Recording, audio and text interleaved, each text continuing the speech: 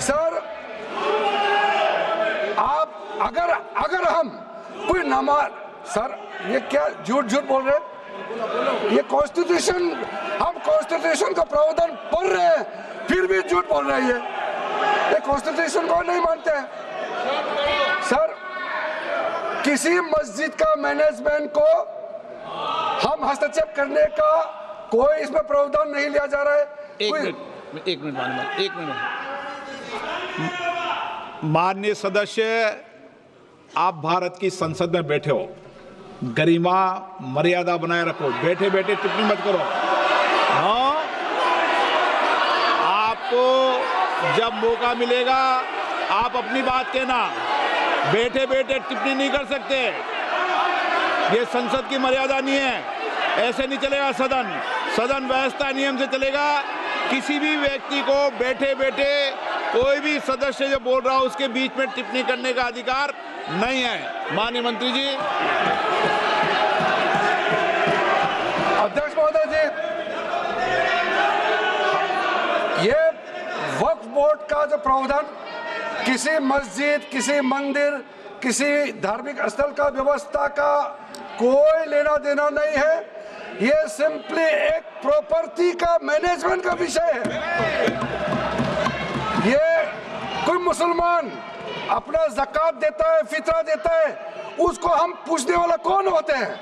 ये आपका धार्मिक भावना से जुड़े हुए चीज है, उसमें सरकार का कोई लेना देना नहीं है। लेकिन ये वक्फ प्रॉपर्टी का मामला है, लेकिन वक्फ प्रॉपर्टी का मैनेजमेंट करता है, मुतवालिज करता है। ये आपको इतना बेसिक ये फर्क जो है अगर समझ में नहीं आते या जानबूझ करके आप नहीं समझना चाहते हैं तो मेरा पास इसका कोई इलाज नहीं है। अध्यक्ष महोदय जी, ये आपके माध्यम से मैं फिर से कहना चाहता हूं कि ये सर क्या ये ऐसा बहस नहीं होता है जी। आप लोग का तर्क रखने का समय में बोलिए, ये बीच में कमेंट पास करने से सर हमारा पॉइंट का फ्लो भी बिगड़ता है और आवाज भी ठीक नहीं हो, अब आवाज भी ठीक से नहीं जाएगा। आप क्या चीज को जवाब देंगे? सर इसमें मैं कई ऐसे केसेस है जिसको मैं रेफर कर सकता हूं, लेकिन सदन में 3 केसेस का मैं रेफर करूंगा तो दूध का दूध पानी का पानी हो जाएगा कि ये धार्मिक व्यवस्था से कोई लेना देना नहीं है। आपको मैं पहला एग्जांपल देना चाहता हूं, सैयद फजल पकुया तंगल वर्सेस यूनियन ऑफ इंडिया। इसमें क्या केरला हाईकोर्ट का फैसला है। केरला हाईकोर्ट ने कहा the Waqf board is a statutory body, pure and simple. It is not a representative body of the Muslim community. ये हाई कोर्ट का ऑर्डर है। उसके बाद इलाहाबाद हाई कोर्ट का ऑर्डर भी सुन लीजिए, Hafiz Mohammad Zafar Ahmad versus UP central Sunni board of Waqf का जजमेंट सुन लीजिए।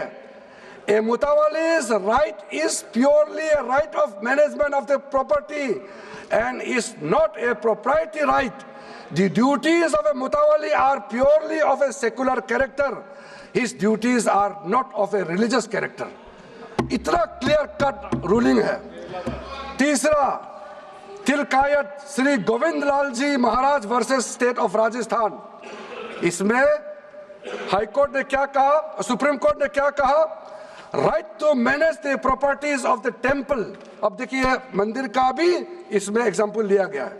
Right to manage the properties of the temple is purely a secular matter and can not be regarded as a religious practice.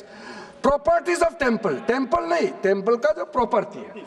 उसी प्रकार से आप बार बार कहना कि मुसलमानों का अधिकार में गैर मुसलमान कैसे आ रहा है, ये तर्क ही नहीं बनता है। आप ये आज से ये बात बोलने के लिए बंद कीजिए। सर 2013 में जो काम किए गए हैं उसमें मैं एक चीज जिक्र करना चाहता हूं। इलेक्शन आने वाला था, बहुत ही कम दिन बच गए थे, इलेक्शन कोड ऑफ कॉन्डक्ट लगने ही वाला था हम सबको मालूम है अप्रैल और मई में चुनाव हुआ था। 5 मार्च 2014 को उस समय के यूपीए सरकार ने 123 प्राइम प्रॉपर्टीज को जो housing and urban development ministry के तहत आता है उसको आपने दिल्ली वक्फ बोर्ड को ट्रांसफर कर दिया। क्या जरूरत था? कुछ दिन बाकी था चुनाव होने के लिए, आप इंतजार तो करते। आपने सोचा ये करके वोट मिलेंगे, लेकिन आप तो चुनाव तो हार गए, तो फायदा क्या हुआ? ऐसा काम करने से वोट नहीं मिलता है। इसलिए लोग इंटेलिजेंट है, हमारे देश के लोग समझदार है, इसलिए वोट बैंक का राजनीति के बिना हम अच्छे सोच के साथ में आज इस सदन में फिर से आए हैं। कुछ एनोमलीज है इस बिल में, तो इसको बदलना जरूरी था। मैंने एक पहले भी इसका जिक्र किया था कि आपने कहा कोई भी हिंदुस्तानी, कोई भी भारतीय वक्फ क्रिएट कर सकता है। वो 95 में ऐसा नहीं था, आपने 13 में बदलाव किया, उसको हमने फिर से 1995 का प्रावधान को फिर से रिवाइव करते हुए ये हमने जोड़ा है कि वक्फ वही क्रिएट कर सकता है जो मिनिमम 5 साल इस्लाम को प्रैक्टिस करता है। बहुत साफ साफ शब्दों में प्रावधान रखा है। सर, जो वक्फ बोर्ड बने हैं हम उसको बहुत ही सेकुलर, इंक्लूसिव बनाना चाहते हैं।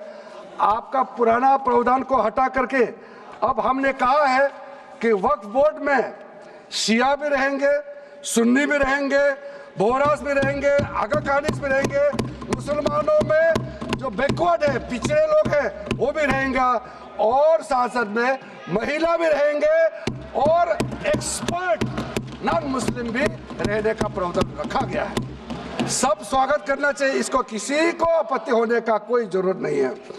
उसके बाद सर मैं थोड़ा सा इसको विस्तार करके बताना चाहता हूँ। मेरा ही खुद का एग्जाम्पल मैं देता हूँ। मान लो मैं मुस्लिम नहीं हूँ, लेकिन मैं माइनॉरिटी अफेयर्स मिनिस्टर हूँ, तो मैं सेंट्रल वक्फ काउंसिल का चेयरमैन होता है। तो मेरे होने के बावजूद उसके बाद टोटल 4 नॉन मुस्लिम हो सकता है वक्फ काउंसिल में मेंबर, और उसमें मैक्सिमम 4 नॉन मुस्लिम के साथ साथ में 2 महिला कंपलसरी है। 2 महिला होना ही चाहिए।